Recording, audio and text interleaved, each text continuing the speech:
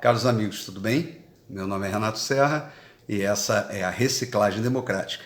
Para você que já me acompanha, meu muito obrigado, continue compartilhando meus vídeos. Para você que está me vendo pela primeira vez, caso goste, vá lá no meu canal do YouTube, faça a sua inscrição, deixe seu comentário, vai ser um prazer interagir com você. Ou então me acompanhe no canal Reciclagem Democrática do Facebook.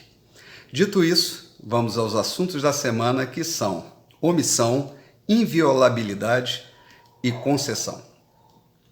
Muito se fala sobre omissão nessa crise sanitária que nós estamos vivendo. Omissão em vários sentidos. Eu, pelo contrário, eu vejo muita ação. Vejo ações, inclusive, equivocadas, na minha opinião, mas, em todo caso, todos estão se mexendo, todas as autoridades em todos os níveis, inclusive até por decisão do STF, que, de certa forma, retirou parte do poder do governo central e distribuiu pelos demais entes federativos, estados e municípios, estão podendo, inclusive, impor por decreto várias medidas restritivas, ao arrepio até do que poderia ter o governo federal como diretriz. Então, muita gente está agindo, existe muitas ações, inclusive ações criminosas em muitos aspectos, mas, na verdade, se a gente tirar essas exceções, a grande maioria está querendo resolver esse problema e está trabalhando nessa direção, ou pelo menos acredita estar trabalhando nessa direção. Agora, quando se fala em omissão do governo federal, e isso a grande imprensa fala muito sobre isso, ela considera claramente que não haveria omissão, a gente entende dessa forma, que caso o governo federal decretasse um lockdown nacional, e também impedisse de toda maneira e qualquer forma qualquer tratamento que fosse feito com relação a essa doença e o foco exclusivo na vacina. Isso independentemente das consequências, sejam elas econômicas ou de saúde. Não importa quantas pessoas vão morrer nesse processo em que a imprensa diz que não há comprovação científica, onde ela bota a ciência como um fato absoluto, quando a gente vê que na ciência, nesse momento, não há nenhum consenso.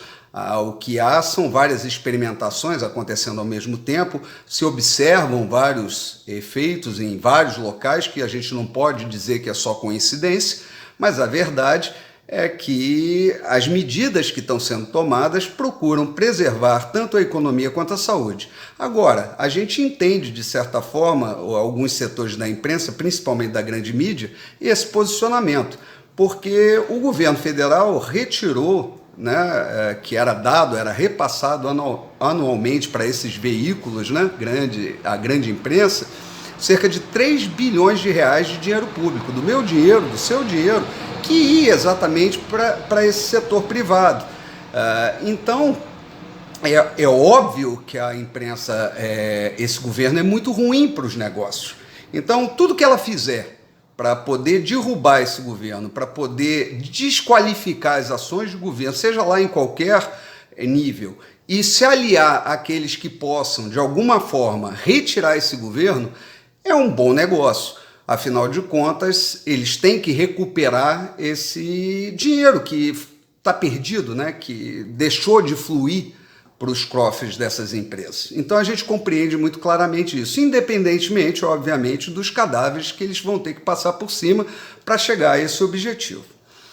E o mais incrível disso tudo é que nós estamos vendo, a imprensa está patrocinando uma escalada de autoritarismo e perda de direitos, que inclusive foi explicitada nesse julgamento agora que teve essa semana do STF com relação à abertura dos templos para cultos, em que o ministro falou que se pauta na grande imprensa para ter conhecimento da situação do que está acontecendo e tomar suas decisões.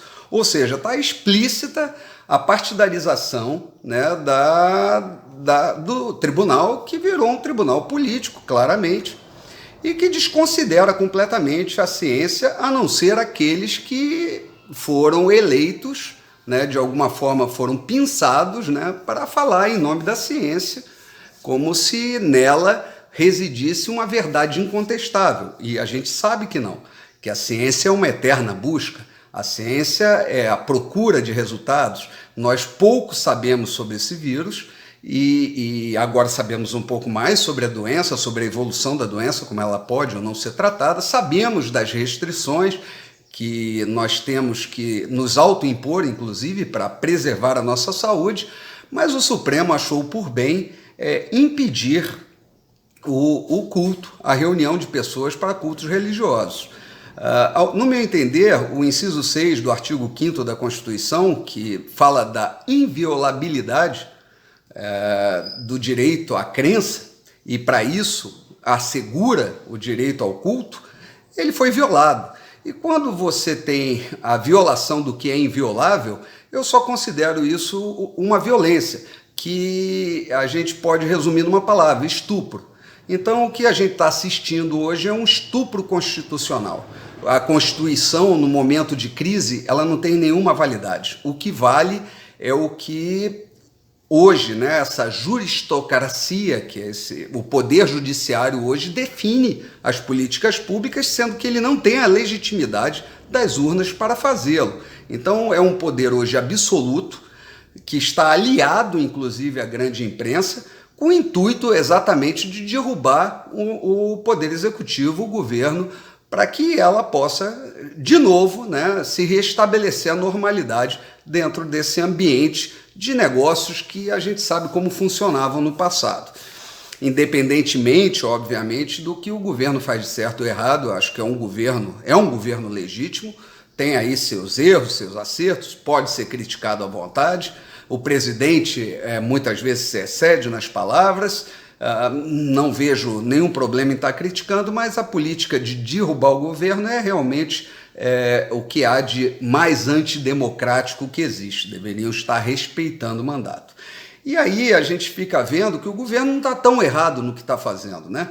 A gente vê, vamos falar das concessões, que também aconteceram essa semana, né? Eles estavam falando, vamos fazer uma concessão de aeroportos no meio de uma pandemia, isso não vai dar certo, se criticou de toda forma o governo, quer dizer, um governo que quando ele age dentro da agenda liberal, ele é criticado. Quando ele deixa de agir, ele vacila, ele é criticado também.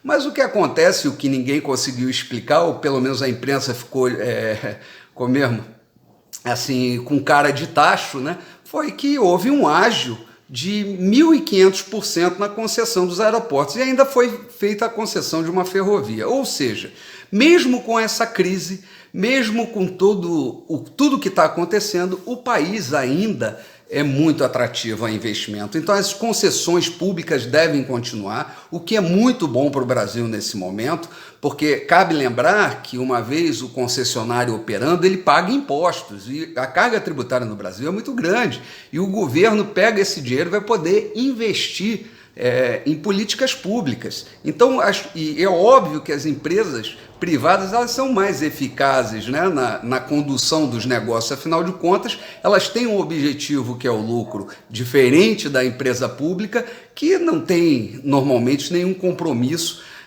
que não seja simplesmente estar lá servindo aos seus funcionários, né, a sua estrutura. E se der resultado, deu, se não der, não deu, não tem problema nenhum, porque isso não afeta nem salários, não afeta nem os cargos que estão dentro da empresa. Então o que a gente está vendo realmente é uma mudança muito grande e isso realmente volta à imprensa e isso apavora a imprensa de toda forma, porque ele só tem uma oportunidade de destruir esse governo, quer dizer, impor o seu trabalho. É nesses meses agora que vem, porque com a vacinação se intensificando, cerca de 1 milhão de doses aplicadas dia, com o tratamento precoce, que agora não dá mais para esconder, né? Vários prefeitos têm vindo falar sobre o que está acontecendo, os resultados em municípios de pequeno, médio porte. As políticas, né? Por exemplo, São Paulo é responsável hoje por 1/3 das mortes do país e fizeram lockdowns subsequentes, e lockdown é uma coisa que a gente sabe que não funciona, né? É como o socialismo, e é por isso talvez que parte da imprensa também goste muito do lockdown, porque ele só não funciona porque não foi aplicado da forma correta. É igualzinho à teoria socialista, né? Só que o lockdown é um sonho, é uma ilusão, porque as pessoas têm que viver. As pessoas muitas vezes têm que sobreviver mais do que viver, né? Trabalham para botar comida em casa. E como é que elas fazem sem isso? Ah, mas tem o dinheiro público, tem ajuda, mas de onde vem esse dinheiro público? Esse dinheiro público vem de nós que trabalhamos, somos produtivos, não vem do funcionário público. O funcionário público consome o dinheiro público, que é o dinheiro dos nossos impostos. Então não dá para fazer essa grande fantasia, essa grande utopia, que é parar o mundo, parar o planeta Terra, enfiar a cabeça dentro do chão como se fosse um avestruz e esperar o perigo passar para voltar à normalidade. Isso não vai acontecer. Nós vamos ter que conviver ainda há muito tempo com essa doença, talvez ainda esse ano inteiro. Se não houverem novas variantes, né, mais perigosas, também, segundo o infectologista Paulo Zanotto, pode ser uma consequência do não tratamento, né, de pessoas sendo vacinadas, infectadas e terem as variantes de escape, que podem ser cada vez mais graves e com isso até comprometer a própria vacina.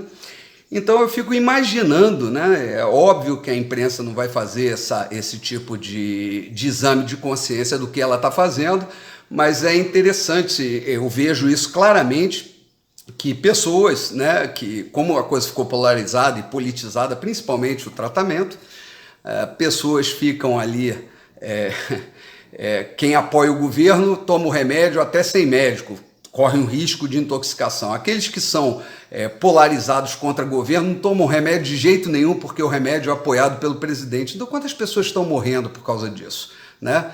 A imprensa não faz, aí vamos para o outro lado, né? A imprensa não faz nenhuma concessão, nem a sua própria consciência.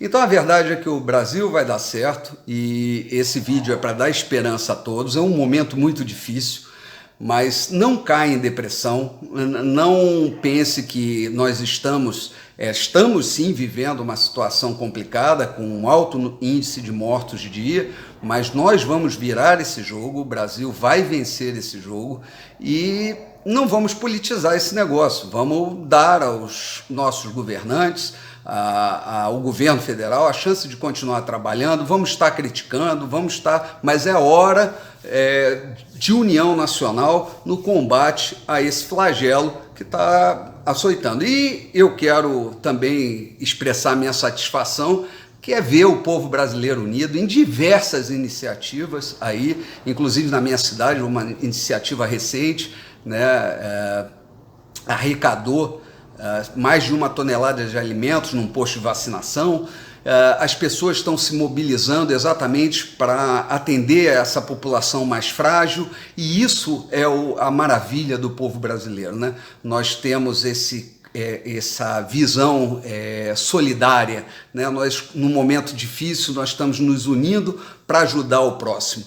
Então, isso sirva de lição e que a gente possa, no futuro, estar trabalhando melhor para o nosso país, não só nas ações solidárias, mas também influindo na política, não deixando que pessoas que tenham muito poder e que possam nos submeter à sua vontade o tempo todo, né? A gente tem que ter mais dignidade e tem que ter mais coragem. Bom, era isso que eu tinha para falar para vocês. Um grande abraço e até a próxima.